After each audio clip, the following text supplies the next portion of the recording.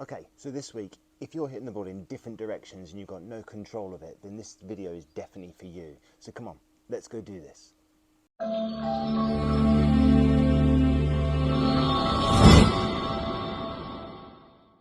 Okay, so you're here because you're hitting the ball in different directions. You've got no control of it, okay? And we see a lot of golfers struggle with this, obviously, all right? And one of the key things that I see golfers struggle with is poor club face control. All right? They have no really idea of where the club face should be during the swing, all right? And the golf swing is not about positions. It is a flowing movement and so forth, but there's certain feelings that you can have that's going to help you to generate the correct positions, if you want to call it. And if you create those feelings and you create that the feels and so on, the reels turn up and you actually end up getting into those correct positions without even trying, all right? And one of the biggest faults that we see with golfers is they have too much rotation of the club face, okay? And when they swing the golf club, the club face is turning and rotating through the swing, all right? And it's really, really important that we try to minimize that rotation. And one of the things we see golfers struggle with is forearm rotation, all right? Now, many, many years ago, we were taught to do this. All right, it was deemed to be the correct thing through the 80s, through the 90s, through the early 2000s. And I know great golfers have played that way, and I know that. I know the likes of a Tiger Woods and people like that. They've all played with a slight bit of forearm rotation, but they're really talented people, okay? And they have the skills and the practice time to be able to work on that and to hone that, okay, and be able to control it.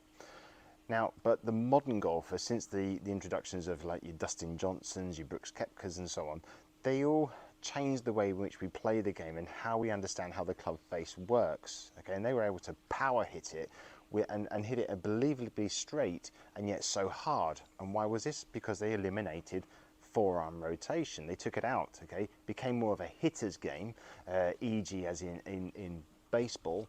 It became more of a hitter's game as opposed to this rotational game of the forearm, all right?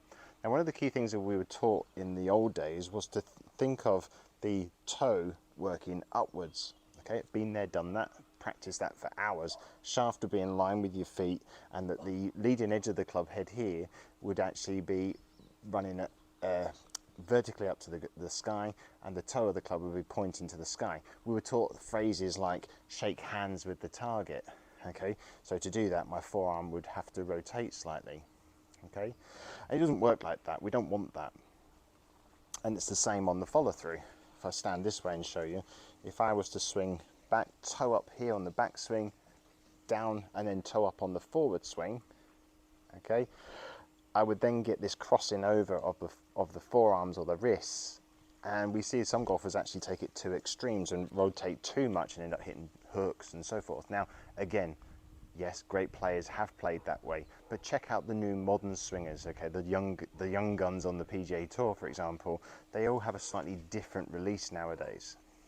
And this is one of the things that we're seeing golfers struggle with, because there's a lot of still old information out there. If you read books or magazines and so on, there's still some old information out there of getting those forearms to rotate, but you're never going to have the correct control, because to go with this forearm rotation, I've got to time this up at some point to hit the ball squarely at impact. And that depends on a lot of other factors, like, you know, if I have the ball too far back here, I'm never going to time it up correctly. If my swing dynamics aren't correct, I'm never going to time it up correctly. And am I going to repeat it? Maybe, maybe not. It might take lots of hours of practice and repetition and to hone it and to feel it, and I could quite easily lose it again as well, okay? There's some tour players out there now who, in my opinion, they get the club face rotating too early, and they're trying to rotate it through, and sometimes they can hit it a bit wayward. They can hit it a long way as well. So the only thing I would say with this motion, so this turning motion is actually a speed producer. It can produce up to 1 to 2% extra more distance, which is great, fantastic, but you're also going to lose a lot of control. Now, the biggest factor is we need to eliminate the forearm control, and you'll often hear golfers, so you'll often hear them say phrases like take the hands out of the swing, and, you know, don't use the hands, etc., etc. Now, we want to use the hands, but we want to use them correctly. And this is all based upon how I would suggest you hold the golf club, which is with your left hand being a little stronger on the grip. Okay, you can't go too strong with this. It goes into the fingers left hand comes on top, and I can see up to almost 4 knuckles on the back of my left hand. But my right hand comes on, and that's going to run parallel to the club face. Now the right hand's the key here, because the right hand's going to be the one that's going to be controlling the club face for me. And the way the right hand works is in this motion here, this throw motion. Okay, now what we're going to try and teach you here is what we call the throw release. And that's really important to remember. So this working back of the right hand and working through of the right hand is what's going to stabilize the club face and stabilize my forearms from releasing. This is what we're seeing the modern golfers do, and hit it incredibly straight with great distances, because they can hit it as hard as they like, knowing that the ball's not going to go left on them, and that they can swing through it and turn through better, knowing that they can hit it hard left, but yet the ball won't go left. And that's a great feeling to have. You've got water all down the left-hand side, out of bounds or whatever, and you can swing it left, knowing that my hands are working correctly and the ball will never go straight left. It could even fade back off it, and it's going to go a good distance. That's a wonderful place to be. All right. So the right hand is really the key.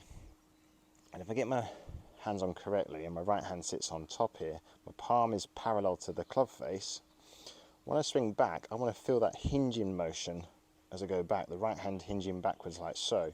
So I'm going to hinge it back. Now, midway back, the difference here now is my toe is no longer pointing straight up to the sky, and my leading edge here is now 90 degrees to my swing path, or some people like to use the spine angle. All right. If I do it from this angle here, take it back, my wrists have hinged, and you can see how my club face is no longer up here, it's down here now, and my palm feels as though it's actually pointing down towards the ground. But the leading edge of the club is running at 90 degrees to my spine, or to me it feels like it's pointing to the ground, but it's not. Old position here, I've had to rotate the forearm to do this, and there. My right arm then will pivot it in its shoulder socket, and then as I swing down, I then return to this position here. From here then I can push the left hip away.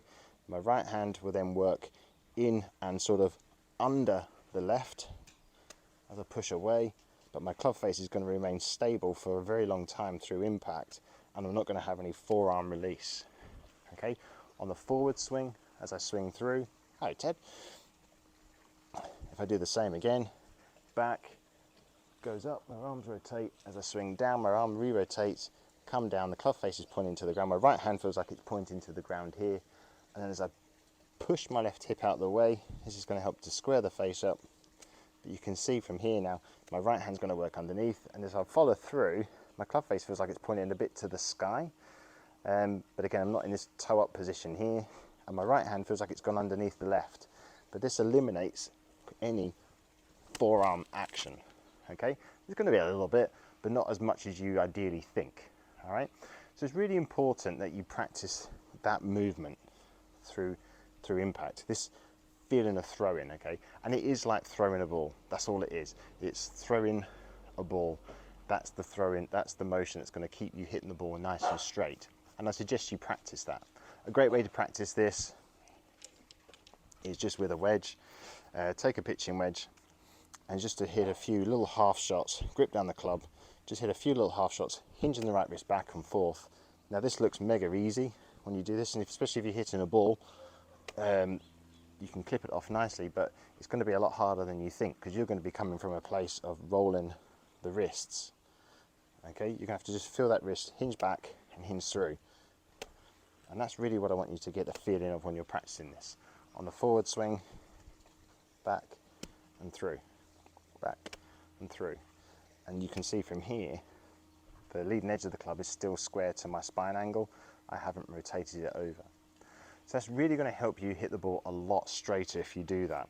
And it takes a bit of practice, but I promise you, if you practice that with all your clubs, but start off light, start with a wedge, then build yourself up, go to then from I've got my 50 degree here, I would then go up to a 9 iron, then maybe up to a 7, 8 iron, and just work my way up through there, and even get the feeling of it with the driver as well. Most golfers slice a golf ball, okay, and it's really because they go from a place of opening the face up on the backswing, it's still open on the downswing, they're having to then find their hands to roll it through if they can, or they don't time it enough, and then they slice the ball off to the right hand side. So it's really important that you practice this one. Okay, so there you have it. That's what the secret is to hitting the golf ball nice and straight, is learning how to use these hands correctly. Get the grip correct first. I've done videos on this before. There'll be more to come on that again because it's such an important subject. But learning to use the hands correctly and using the right hand especially correctly through impact, you're going to hit the ball straighter. What we want to eliminate is this rotation motion. If we can eliminate that, I promise you'll hit the ball a lot straighter and you'll have more control and consistency. So practice on those and see how you get on. And please remember to like, subscribe and share it with your friends. And also follow me on Skillist if you wish. I do exclusive videos on there every week, just like this, but there's ones that you won't see on YouTube. But please come and follow me. If you have any questions, ask me on there, and I'll be more than happy to help you. And again, I'll catch you next week.